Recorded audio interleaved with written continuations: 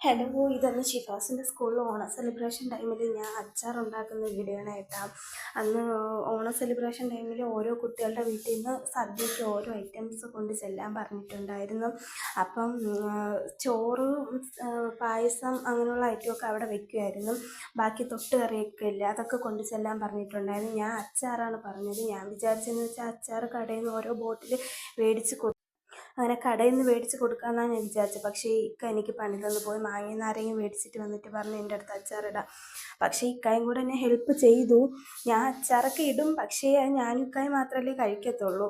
പിന്നെ ഇത്രയും പേർക്കൊന്നും ഇതുവരെ ഇട്ടിട്ടില്ല. അങ്ങനെ ഇക്കായും കൂടെ എന്നെ ഹെൽപ്പ് ചെയ്തു. പക്ഷേ ഇക്ക കൊള്ളാമെന്ന് പറഞ്ഞു. ഇക്ക കൊള്ളാമെന്ന് പറഞ്ഞാൽ പിന്നെ അതിനപ്പുറം ഒന്നും വേണ്ട. കൊള്ളൂല എങ്കിൽ മുഖത്ത് നോക്കി പറയും കൊള്ളൂല, കൊള്ളാമെങ്കിൽ പറയും കൊള്ളാം. മാങ്ങാച്ചാറിടാൻ ഇക്ക ഹെൽപ്പ് ചെയ്തു. നാരങ്ങത്തിന് ഞാൻ സ്വന്തമായിട്ട് ഒറ്റയ്ക്കാണ് ഇട്ട. അന്ന് ഞാനും ഇക്കയും കൂടെ എന്തോ കാര്യത്തിന് ഉടക്കി. അങ്ങനെ ഞാൻ ഒറ്റയ്ക്കിട്ട്. പക്ഷെ രണ്ടും കൊള്ളാമെന്ന് പറഞ്ഞു.